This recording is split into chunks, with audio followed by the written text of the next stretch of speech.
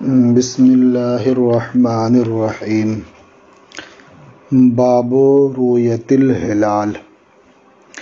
یہ ہے مشکوٰۃ المصابیح کا صفحہ نمبر 174 ہے، اور یہ باب چاند دیکھنے سے متعلق ہے۔ ہلال ماہ نو کو یعنی نئے چاند کو ہلال کہا جاتا ہے۔ بعض نے کہا کہ 2 رات تک، بعض نے کہا 3 رات تک، بعض نے کہا 7 رات تک اسے ہلال کہا جاتا ہے۔ یعنی افق پر چاند نظر آتا ہے تو اسے ہلال کہتے ہیں، دوسرے دن بھی اسے ہلال کہتے ہیں، تیسرے دن بھی اسے ہلال کہتے ہیں۔ اس طرح سے 7 تک قول کیا گیا ہے کہ 7ویں شب بھی اسے ہلال کہا جاتا ہے، اور 14ویں شب کا جو چاند ہوتا ہے اسے بدر کامل کہا جاتا ہے، اور 27 اور 28 اور اس کے بعد کو قمر کہا جاتا ہے، اور اس سلسلے میں دوسرے اقوال بھی ہیں۔ 5 مہینوں کا چاند دیکھنا واجب کفایہ ہے، یعنی اگر کوئی نہ دیکھے تو سب ماخوذ ہوں گے، اور آدمی جہاں رہتا ہے جس آبادی میں، وہاں کے ایک آدمی نے بھی اگر دیکھ لیا تو یہ ذمہ داری سے سب بری ہو گئے۔ وہ 5 مہینے ہیں: شعبان، رمضان، شوال، ذی القعدہ، ذی الحجہ، یہ 5 مہینے ہیں۔ شعبان کا چاند دیکھنا اس لیے ضروری ہے تاکہ اگر 29 شعبان کو مطلع صاف نہ ہو، ابرآلود ہو، تو 30 کی گنتی پوری کرنے میں کوئی تردد نہ ہو۔ اس لیے شعبان کا چاند دیکھنا ضروری ہے۔ رمضان کا چاند دیکھنا اس لیے ضروری ہے تاکہ روزہ شروع کیا جا سکے، اور شوال کا چاند دیکھنا اس لیے ضروری ہے تاکہ روزہ ختم کیا جا سکے، اور ذی القعدہ کا چاند دیکھنا اس لیے ضروری ہے تاکہ اگر 29 کو مطلع صاف نہ ہو تو ذی الحجہ کا مہینہ شروع کرنے کے لیے 30 کی گنتی پوری کرنا آسان رہے۔ اور ذی الحجہ کا چاند دیکھنا اس لیے ضروری ہے کہ اس میں قربانی ہوتی ہے۔ 10 ذی الحجہ کو قربانی کرنی ہے، اور 9 ذی الحجہ کو حجاج کرام وقوف عرفہ کرتے ہیں، تو اس مہینے کا چاند دیکھنا بھی واجب ہے۔ تو یہ 5 ماہ ہیں: شعبان، رمضان، شوال، ذی القعدہ اور ذی الحجہ۔ ان کا چاند دیکھنا واجب کفایہ ہے۔ چونکہ اس سے پہلے آپ نے روزے سے متعلق بہت سی احادیث پڑھی ہیں، تو رمضان کا روزہ فرض ہے، اس کے لیے چاند دیکھ کر کے روزہ شروع کرنے کا حکم ہے۔ اس لیے اس کے فوراً بعد باب رؤیت الہلال انہوں نے رکھا ہے۔ الفصل الاول عن ابن عمر قال قال رسول اللہ صلی اللہ علیہ وسلم لا تصوموا حتی تروا الہلال۔ حضرت عبداللہ ابن عمر سے مروی ہے، انہوں نے فرمایا کہ اللہ کے رسول صلی اللہ تعالی علیہ وسلم نے ارشاد فرمایا کہ تم سب روزے نہ رکھو جب تک کہ ہلال نہ دیکھ لو، ولا تفطروا، اور افطار نہ کرو، یعنی روزہ رکھنا بند نہ کرو جب تک کہ چاند نہ دیکھ لو۔ یا اس طرح بھی ترجمہ کر سکتے ہیں کہ اللہ کے رسول صلی اللہ تعالی علیہ وسلم نے ارشاد فرمایا کہ تم روزہ نہ رکھو یہاں تک کہ چاند دیکھ لو، اور افطار نہ کرو، یعنی روزہ رکھنا ختم نہ کرو یہاں تک کہ چاند دیکھ لو۔ فَإِنْ غُمَّ عَلَيْكُمْ، تو اگر چاند تم پر چھپا رہے، یعنی ابر کی وجہ سے، بدلی کی وجہ سے نظر نہ آئے، فَقْدِرُوا لَهُ، تو اس کے لیے اندازہ کرو، یعنی 30 کی گنتی پوری کرو۔ وفی روایت قال، اور ایک روایت میں ہے فرمایا الشہر 29 لیلہ، مہینہ 29 رات کا ہوتا ہے، فلا تصوموا حتی تروہ، تو تم روزہ نہ رکھو یہاں تک کہ چاند دیکھ لو، فَإِنْ غُمَّ عَلَيْكُمْ، تو اگر تم پر چاند چھپا رہے، فَأَكْمِلُوا الْعِدَّةَ 30، تو 30 کی گنتی پوری کرو۔ یعنی مہینہ 29 کا بھی ہوتا ہے اور مہینہ 30 کا بھی ہوتا ہے، تو اگر 29 کو چاند نظر آ جاتا ہے تو یہ بات واضح ہو جاتی ہے کہ یہ مہینہ 29 کا تھا، لیکن اگر چاند نظر نہیں آتا ہے تو اب ایک دن اور ملاؤ اس میں تاکہ 30 کی گنتی پوری ہو جائے۔ اسی لیے شعبان کا چاند دیکھنا واجب کفایہ ہے کہ اگر 29 کو چاند نظر نہ آئے تو 30 کی گنتی پوری کرنا یہ آسان رہے، معلوم رہے، ورنہ اس سے پہلے والے چاند کے بارے ہی میں جب یقین سے معلوم نہیں ہوگا تو پھر ادھر بھی 30 کی گنتی پوری کرنا یہ مشکل معلوم ہوگا۔ تو ایک ضابطہ بتا دیا صاف صاف کہ چاند دیکھ کر کے روزہ رکھو اور چاند دیکھ کر کے افطار کرو، یعنی عید مناؤ، اور اگر چاند نظر نہ آئے تو 30 کی گنتی پوری کرو۔ متفق علیہ، یہ حدیث متفق علیہ ہے۔ وعن ابی ہریرہ قال، اور حضرت ابو ہریرہ سے مروی ہے، انہوں نے فرمایا قال رسول اللہ صلی اللہ علیہ وسلم صوموا لرؤیتہ وافطروا لرؤیتہ، اللہ کے رسول صلی اللہ تعالی علیہ وسلم نے ارشاد فرمایا کہ چاند دیکھنے کی وجہ سے روزے رکھو، وافطروا لرؤیتہ، اور چاند دیکھنے کی وجہ سے افطار کرو۔ فَإِنْ غُمَّ عَلَيْكُمْ، تو اگر چاند تم پر پوشیدہ رہے، چھپا رہے، فَأَكْمِلُوا عِدَّةَ شَعْبَانَ 30، تو تم شعبان کی گنتی 30 پوری کرو، مکمل کرو۔ متفق علیہ، یہ حدیث متفق علیہ ہے۔ وعن ابن عمر قال، اور حضرت عبداللہ ابن عمر سے مروی ہے، انہوں نے فرمایا قال رسول اللہ صلی اللہ علیہ وسلم انا امۃ امیہ لا نکتب ولا نحسب، اللہ کے رسول صلی اللہ تعالی علیہ وسلم نے ارشاد فرمایا کہ ہم امی جماعت ہیں۔ امی کہنا یا تو یہ منسوب ہے، یہ اس بات کی طرف عرب قوم کی طرف جو عموماً لکھنا پڑھنا نہیں جانتے تھے، یا یہ منسوب ہے کی طرف کیونکہ وہ لوگ اسی حال پر باقی رہے جس حال پر ان کی ماں نے انہیں جنا۔ جس طرح سے اس وقت وہ لکھنا پڑھنا نہیں جانتے تھے، اسی طرح سے بڑے ہونے کے بعد بھی وہ لکھنا پڑھنا نہیں جانتے تھے، انہوں نے لکھنا پڑھنا سیکھا ہی نہیں۔ یا یہ منسوب ہے امیہ، ام القریٰ یعنی مکہ مکرمہ کی طرف، تو اس صورت میں معنی یہ ہوگا انا امت امیہ، ہم مکہ کے رہنے والے لوگ ہیں، نہ لکھتے ہیں نہ حساب کرتے ہیں، یعنی اس سلسلے میں ہم لکھتے نہیں ہیں، حساب کتاب نہیں کرتے ہیں، بس ہم یہ سمجھتے ہیں کہ الشہر ہاکذا وہاکذا وہاکذا، یعنی مہینہ اس طرح اور اس طرح اور اس طرح ہوتا ہے۔ تو ایک مرتبہ جب اشارہ کیا تو اپنے دونوں ہاتھوں کی تمام انگلیاں پھیلا دیں اور کہا مہینہ اس طرح ہوتا ہے، یعنی 10 ہوا۔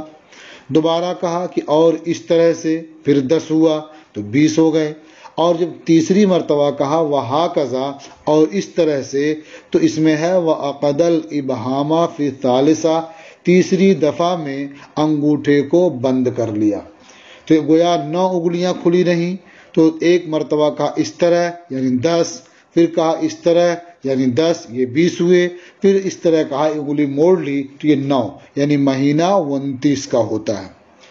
ثم قال الشہر ہاکذا وہاکذا وہاکذا، پھر آپ نے فرمایا کہ مہینہ اس طرح اور اس طرح اور اس طرح ہوتا ہے۔ اس میں تینوں بار آپ نے اپنے دونوں ہاتھوں کی ساری انگلیاں کھلی رکھی، کوئی انگلی بند نہیں کی، تو 3 بار اشارہ کرنے سے 30 کی تعداد معلوم ہوئی، یعنی تمامت 30، یعنی پورے 30۔ حاصل کیا ہوا؟ یعنی مرتن 29 و مرتن 30، یعنی مہینہ کبھی 29 کا ہوتا ہے اور کبھی 30 کا ہوتا ہے۔ متفق علیہ، یہ حدیث متفق علیہ ہے۔ وعن ابی بکرۃ قال، اور حضرت ابو بکرہ سے مروی ہے، انہوں نے فرمایا، قال رسول اللہ صلی اللہ علیہ وسلم شہر عید لا ينقصان رمضان و ذو الحجہ۔ اللہ کے رسول صلی اللہ تعالی علیہ وسلم نے ارشاد فرمایا کہ عید کے 2 مہینے کم نہیں ہوتے ہیں، یعنی عید کے 2 مہینے 29 کے نہیں ہوتے ہیں۔ وہ 2 مہینے کون ہیں؟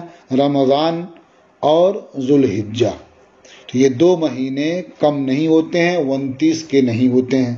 تو یہ 29 کے نہیں ہوتے ہیں، یعنی عموماً، غالباً، یعنی اکثر یہ 2 مہینے 29 کے نہیں ہوتے ہیں۔ یا معنی یہ ہے کہ لا ینقصان، یعنی یہ 2 مہینے ثواب میں کم نہیں ہوتے ہیں اگرچہ ان کے دنوں کی گنتی کم ہو جائے، یعنی رمضان کا مہینہ اگرچہ گننے میں 29 دن کا ہو لیکن اجر و ثواب میں کوئی کمی نہیں ہوتی ہے۔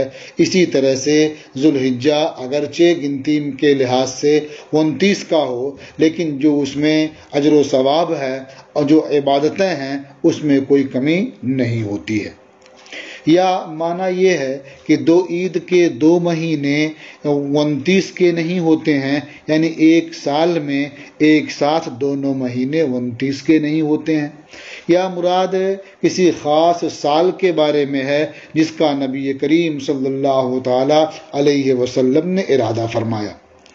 یہاں 2 مہینے عید کے 29 کے نہیں ہوتے ہیں، یہ مطلب نہیں ہے کہ یہ کبھی اس طرح ہوتے ہی نہیں محسوس طریقے پر۔ متفق علیہ، یعنی عید کے 2 مہینے یعنی رمضان اور ذوالحجہ یہ 29 کے نہیں ہوتے ہیں۔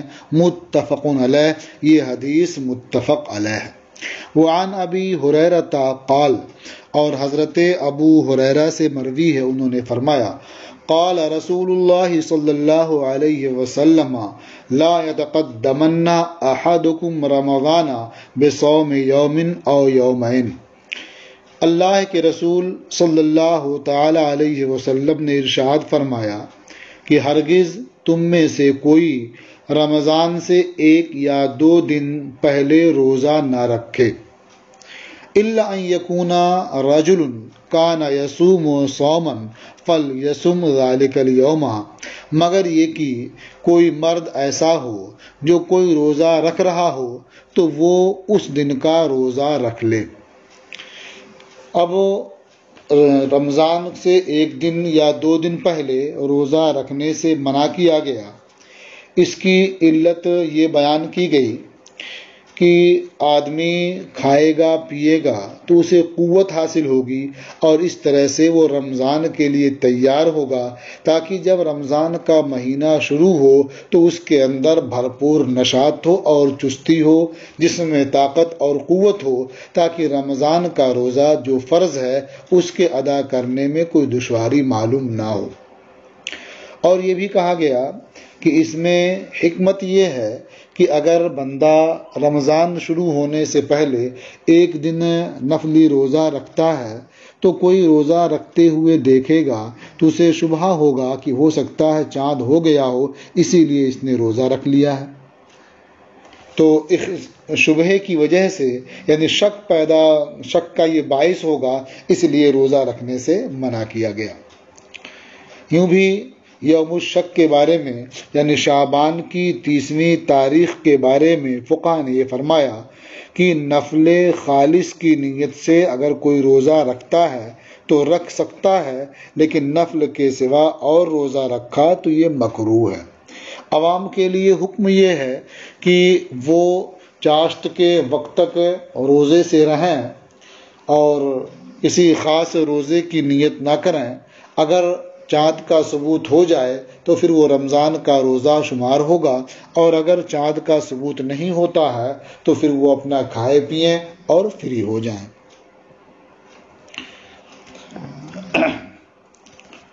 ہاں، اگر کوئی آدمی مستقل روزہ رکھ رہا ہے اور اسی میں 29 اور 30 شعبان بھی آ جائے تو اس دن کا روزہ رکھنے میں کوئی حرج نہیں ہے۔ یا کوئی آدمی ہمیشہ کسی خاص دن روزہ رکھتا ہے اور اتفاق سے 30ویں شعبان وہی خاص دن ہے تو اس دن وہ بھی روزہ رکھ سکتا ہے۔ متفق علیہ، یہ حدیث متفق علیہ ہے۔ الفصل الثانی عن ابی ہریرہ قال، حضرت ابو ہریرہ رضی اللہ تعالی عنہ سے مروی ہے، انہوں نے فرمایا قال رسول اللہ صلی اللہ علیہ وسلم اذا انتصف شعبان فلا تصوموا، اللہ کے رسول صلی اللہ تعالی علیہ وسلم نے ارشاد فرمایا کہ جب شعبان آدھا گزر جائے تو تم لوگ روزہ نہ رکھو۔ یہاں بھی حکمت یہی سمجھ میں آتی ہے کہ جب شعبان آدھا گزر جائے تو اس کے بعد روزہ نہ رکھو، بلکہ رمضان کی تیاری کرو، کھاؤ اور پیو تاکہ بدن میں قوت رہے اور رمضان کا روزہ رکھنے میں دشواری نہ ہو۔ اور وہ جو اللہ کے نیک بندے ہیں جو ہمیشہ روزہ رکھنے کا جذبہ رکھتے ہیں، شوق ہے ان کے اندر اور وہ قوت بھی رکھتے ہیں، تو اگر وہ نصف شعبان کے بعد بھی روزہ رکھتے ہیں تو کوئی حرج نہیں۔ رواہ ابو داود و ترمذی و ابن ماجہ و دارمی، اسے ابو داود اور ترمذی اور ابن ماجہ اور دارمی نے روایت کیا۔ وعنہ قال، اور انہی سے یعنی حضرت ابو ہریرہ رضی اللہ تعالی عنہ سے مروی ہے، انہوں نے فرمایا قال رسول اللہ صلی اللہ علیہ وسلم احسوا ہلال شعبان لرمضان، اللہ کے رسول صلی اللہ تعالی علیہ وسلم نے ارشاد فرمایا کہ شعبان کے ہلال کو شمار کرو، یعنی شعبان کے ہلال کے بعد ایام کو شمار کرو رمضان کے لیے، یعنی رمضان کی حفاظت کے لیے۔ جب شعبان کا چاند نکل آئے اب اس کے بعد گننا شروع کر دو تاکہ یہ اندازہ رہے کہ آج 29 شعبان ہے، یا اس دن چاند نظر نہیں آیا تو پھر 30 شعبان آپ مکمل کر سکیں۔ تو رمضان کی حفاظت کے لیے شعبان کے ہلال کو یعنی اس کے ایام کو شمار کرو، گنتے رہو۔ رواہ ترمذی، اسے امام ترمذی نے روایت کیا۔ وعن ام سلمہ قالت، اور حضرت ام سلمہ رضی اللہ تعالی عنہا سے مروی ہے، انہوں نے فرمایا ما رأیت النبی صلی اللہ علیہ وسلم یصوم شہرین متتابعین الا شعبان و رمضان، میں نے نبی کریم صلی اللہ تعالی علیہ وسلم کو نہیں دیکھا کہ وہ لگاتار 2 ماہ کے روزے رکھتے ہوں سوائے شعبان اور رمضان کے، یعنی نبی کریم صلی اللہ تعالی علیہ وسلم پورے شعبان کا بھی روزہ رکھتے تھے اور پورے رمضان کا روزہ رکھتے تھے۔ تو اس طرح سے شعبان اور رمضان 2 ماہ کے لگاتار روزے ہو جاتے۔ بسا اوقات شعبان کے بعض ایام کے روزے نہیں بھی رکھتے تھے تو بھی 2 مہینہ کہنا وہ اکثر کے اعتبار سے ہوگا۔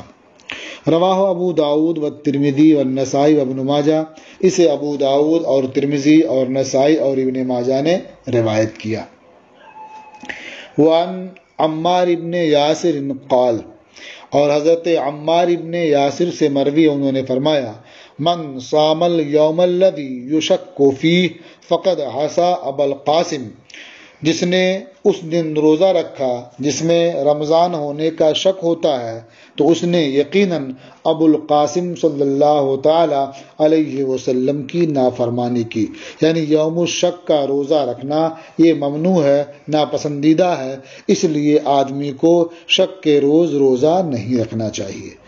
رواہ ابو داود و ترمذی و نسائی و ابن ماجہ و دارمی، اسے ابو داود اور ترمذی اور نسائی اور ابن ماجہ اور دارمی نے روایت کیا ہے۔ اب یہ شک عموماً اس بنیاد پر ہوتا ہے کہ مطلع صاف نہیں ہوتا ہے، چاند نظر نہیں آتا ہے 29 کو، تو شک ہوتا ہے کہ چاند ہوا یا نہیں ہوا، یا یہاں نہیں دکھا کہیں دکھا ہو، اس لیے شک پیدا ہو جاتا ہے۔ کبھی اس لیے بھی شک پیدا ہوتا ہے کہ جو اس سے پہلے مہینہ ہے اس کی گنتی ہی یقینی طور پر معلوم نہیں ہوتی، تو شک ہوتا ہے کہ آج یہ 30 شعبان ہے یا رمضان شروع ہو چکا ہے۔ وعن ابن عباس قال، اور حضرت عبداللہ ابن عباس سے مروی ہے، انہوں نے فرمایا، جاء اعرابی الی النبی صلی اللہ علیہ وسلم فقال، حضرت عبداللہ ابن عباس سے مروی ہے، انہوں نے فرمایا کہ ایک اعرابی نبی کریم صلی اللہ تعالی علیہ وسلم کے پاس آئے تو انہوں نے عرض کیا، انی رأیت الہلال، میں نے چاند دیکھا ہے، یعنی ہلال رمضان، ان کی مراد یہ تھی کہ انہوں نے رمضان کا چاند دیکھا۔ فقال اتشہد اللہ الہ الا اللہ، حضور نے ارشاد فرمایا، کیا تو اس بات کی شہادت دیتا ہے کہ اللہ کے سوا کوئی معبود نہیں ہے؟ قال نعم، اس شخص نے عرض کیا، ہاں میں اس بات کی شہادت دیتا ہوں کہ اللہ کے سوا کوئی معبود نہیں ہے۔ قال اتشہد ان محمد رسول اللہ، حضور نے ارشاد فرمایا، کیا تو اس بات کی شہادت دیتا ہے کہ محمد اللہ کے رسول ہیں؟ قال نعم، اس نے کہا ہاں۔ قال یا بلال اذن فی الناس ان یصوموا غدا، حضور نے ارشاد فرمایا، بلال لوگوں میں اعلان کر دو کہ وہ کل روزہ رکھیں۔ رواہ ابو داود و ترمذی و نسائی و ابن ماجہ، اسے ابو داود اور ترمذی اور نسائی اور ابن ماجہ اور دارمی نے روایت کیا۔ اس حدیث پاک سے یہ معلوم ہوتا ہے کہ ماہ رمضان کا ثبوت ایک مستور الحال آدمی کی خبر سے بھی ہو سکتا ہے۔ آپ دیکھیں اس میں اس بات کا کوئی ذکر نہیں ہے کہ اس نے کلمہ شہادت کے ساتھ ہلال رمضان کی شہادت دی ہو، اور سرکار کے اس بات کا سوال کرنے سے کہ اتشہد اللہ الہ الا اللہ اور اتشہد ان محمد رسول اللہ، یہ واضح کرتا ہے کہ وہ شخص مستور الحال تھا۔ تو اس سے سمجھ میں آیا کہ اگر ابر ہو یا غبار ہو تو اس ایسی صورت میں ہلال رمضان کا ثبوت ایک مسلمان عاقل بالغ مستور یا عادل شخص سے ہو جائے گا۔ وعن ابن عمر قال، اور حضرت ابن عمر سے مروی ہے، فرمایا، ترا الناس الہلال، لوگوں نے ایک دوسرے کو چاند دکھایا، فاخبرت رسول اللہ صلی اللہ علیہ وسلم انی رأیتہ، تو میں نے اللہ کے رسول صلی اللہ تعالی علیہ وسلم کو اطلاع دی کہ میں نے چاند دیکھا ہے۔ فصام وامر الناس بصیامہ، تو نبی کریم صلی اللہ تعالی علیہ وسلم نے روزہ رکھا اور لوگوں کو روزہ رکھنے کا حکم دیا۔ رواہ ابو داود و دارمی، اسے ابو داود اور دارمی نے روایت کیا ہے۔ الفصل الثالث عن عائشہ قالت کان رسول اللہ صلی اللہ علیہ وسلم یتحفظ من شعبان ما لا یتحفظ من غیرہ، یہ باب رؤیت الہلال کی تیسری فصل ہے۔ ام المومنین حضرت عائشہ صدیقہ رضی اللہ تعالی عنہا سے مروی ہے، انہوں نے فرمایا کہ اللہ کے رسول صلی اللہ تعالی علیہ وسلم ماہ شعبان کی اتنی حفاظت کرتے تھے کہ اس کے علاوہ کسی اور مہینے کی اتنی حفاظت نہیں کرتے تھے، یعنی ماہ رمضان کے دنوں کی گنتی بتکلف ماہ رمضان کے دنوں کی گنتی خوب یاد رکھتے تھے، محفوظ رکھتے تھے اور اس کے لیے اہتمام کرتے تھے، اس قدر اہتمام کسی اور مہینے کے دنوں کی گنتی کے لیے نہیں کرتے تھے۔ ثم یصوم لرؤیت رمضان، پھر نبی کریم صلی اللہ تعالی علیہ وسلم رمضان کی رؤیت کی وجہ سے روزہ رکھتے، فإن غم علیہ عد 30 یوما، تو اگر ان پر چاند چھپا رہتا یعنی چاند نظر نہیں آتا ابر وغیرہ کی وجہ سے تو سرکار 30 دن شمار کرتے، ثم صام پھر روزہ رکھتے، یعنی اگر چاند نظر نہیں آتا تو شعبان کے 30 دن پورے کر لیتے، پھر اس کے بعد روزہ شروع فرماتے۔ رواہ ابو داؤد، اسے ابو داؤد نے روایت کیا ہے۔ وعن ابی البختری قال، اور ابو البختری سے مروی ہے، انہوں نے فرمایا خرجنا للعمرۃ فلما نزلنا ببطن نخلۃ تراءینا الہلال، ہم عمرہ کے لیے نکلے تو ہم بطن نخلا میں اترے۔ یہ بطن نخلا مکہ اور طائف کے درمیان ایک جگہ کا نام ہے۔ تو ہم نے وہاں ایک دوسرے کو ہلال نو دکھایا، نیا چاند دکھایا۔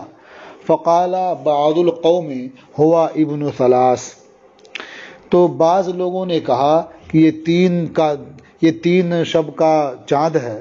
وقال بعض القوم ہوا ابن لیلتین، اور بعض نے کہا کہ یہ 2 شب کا چاند ہے، یعنی چاند کی بلندی یا اس کی موٹائی کو دیکھ کر کے اس طرح کا قول ان حضرات نے کیا۔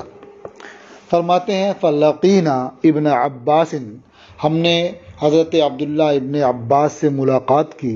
فقلنا، تو ہم نے عرض کیا انا رأینا الہلال، فقال بعض القوم ہوا ابن ثلاث، ہم نے نیا چاند دیکھا تو بعض لوگوں نے کہا کہ وہ 3 شب کا ہے۔ وقال بعض القوم ہوا ابن لیلتین، اور بعض لوگوں نے کہا کہ وہ 2 شب کا ہے۔